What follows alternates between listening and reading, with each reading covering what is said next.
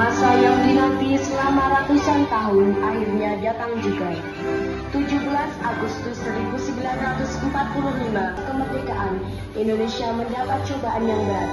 Tentara sekutu yang di dalamnya dan kota-kota besar lainnya di Indonesia, Bung Karno dan menguruskannya saja, tidak mengotak-atik status kemerdekaan Indonesia. Itu milik kita, ayo ambil. Atasan Jenderal Besar Sudirja Hasyim Asy'ari di Polres Tebu Ireng Jombang, tujuannya untuk meminta fatwa tentang hukum berjihad membela negara yang notabene bukan negara Islam seperti Indonesia. Waalaikumsalam. Saya utusan dari Bung Karno. Beliau menitipkan pesan. Apa pesan Bung Karno?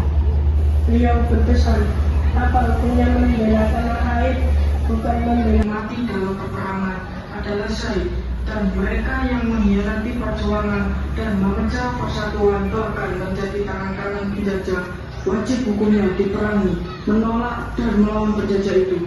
Perdoaan yang harus dikerjakan orang-orang Islam, laki-laki, perempuan, anak-anak, bagi yang bersenjata atau tidak, bagi yang berada dalam jarak lingkaran 94 km dari tempat masuk, dan kedudukan musuh bagi orang-orang yang di luar jarak lingkaran tadi.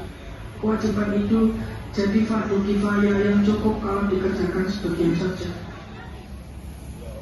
Pada tanggal 21 sampai 22 Oktober 1945, PBNU menggelar rapat Konsul NU se-Jawa dan Madura di Surabaya, menghasilkan resolusi jihad sekaligus menguatkan fatwa jihad Rais Akbar Nahdlatul Ulama. Bismillahirrahmanirrahim. Resolusi jihad Nahdlatul Ulama seluruh daerah Jawa Madura memohon dengan sangat kepada pemerintah Republik Indonesia supaya menentukan dan mengupayakan tindakan yang nyata dan agama Islam. Selanjutnya, kami berfatwa bahwa setiap muslim tua dan miskin sekalipun wajib memerangi orang kafir yang merintangi kemerdekaan Indonesia. Yang kedua, pejuang yang mati dalam perang kemerdekaan Indonesia layak disebut syuhada. Dan yang ketiga, warga negara Indonesia yang memihak kepada Belanda dan sekutunya dianggap memecah belah persatuan. Oleh karena itu, layak dihukum mati. Pada tanggal di jihad, dicetuskan 6.000 pasukan sekutu mendarat di Tanjung Perak, Surabaya dengan persenjataan lengkap. Mendengar kedatangan pasukan penjajah, ribuan santri dan kiai dari penjuru Jatim bergerak menuju Surabaya.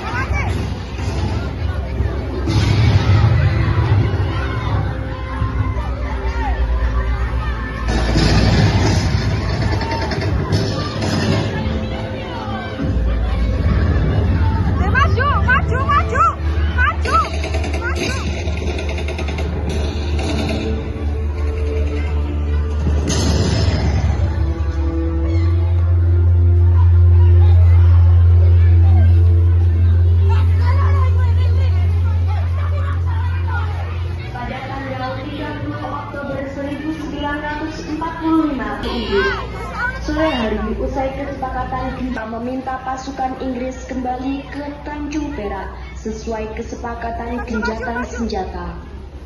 Beritahu mereka bahwa kita setuju gencatan senjata dengan Indonesia.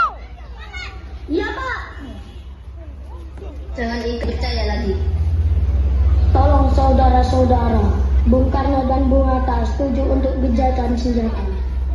Sekarang itu benar. Lucuti saja mereka. Lucuti saja. Lucuti.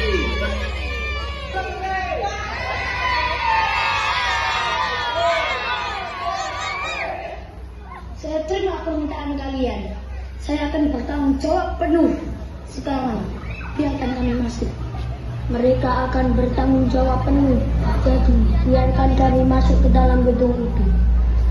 Rakyat Indonesia pun memberikan kesempatan untuk pasukan Inggris masuk ke dalam gedung internasional.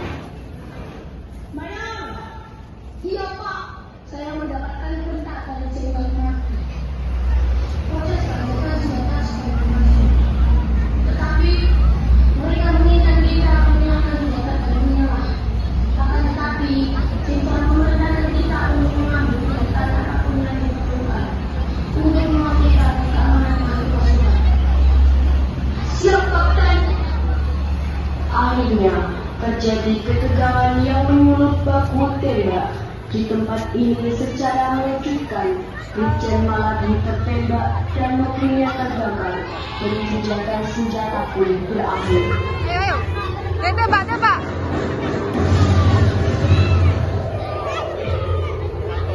Pengganti Maladi, Jenderal Robert Manser, mengultimatum Laskar Pejuang dan Tentara Indonesia agar wilayah. Siapa yang menembak saudara kami? Jenderal terbaik ini. Karena kalian tidak menyerahkan yang membunuh Jenderal Martin. Saya katakan rakyat pribumi harus mereka senjatakan senjata mereka kepada kami. Paling lambat 10 November.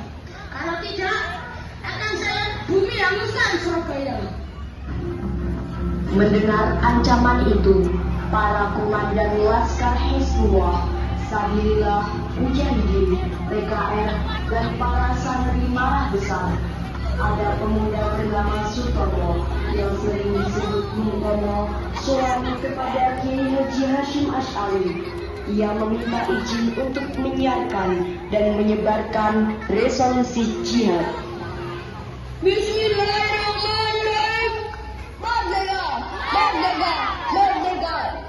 Saudara-saudara kota Surabaya, kita semuanya telah mengetahui bahwa hari ini tentara Inggris telah menyebarkan pamflet yang memberikan suatu ancaman kepada kita semua. Kita diwajibkan dalam waktu yang mereka tentukan menyerahkan senjata-senjata yang telah kita rebut dari tangannya tentara Jepang. Tetapi inilah jawaban kita. Selama banteng-banteng Indonesia masih mempunyai darah merah dan dapat memberikan dari kain putih merah dan putih, maka selamanya itu kita tidak akan menyerahkan kepada siapapun itu juga. Allahu Akbar, Allahu Akbar, Allahu Akbar. Merdeka. Pada tanggal 10 November 1945, pertempuran kembali meluas menyambut berakhirnya ultimatum AFNEI. Perang besar pun pecah. Ribuan pejuang syahid, pasukan Kiai Abbas berhasil memaksa pasukan Inggris kocar kacir dan berhasil menembak jatuh 3 pesawat tempur Ngaji. Sepak terjang Belanda semakin mengkhawatirkan. Allah. Mereka menduduki tempat-tempat yang strategis. Allah. Dan bahkan kini Belanda sudah memasuki Singosari. Dan rakyat-rakyat kecil yang tidak berdosa banyak yang menjadi korban. Masya Allah. Artinya, Kiai kelelahan. Kiai. Innalillahi wa inna ilaihi raji'un.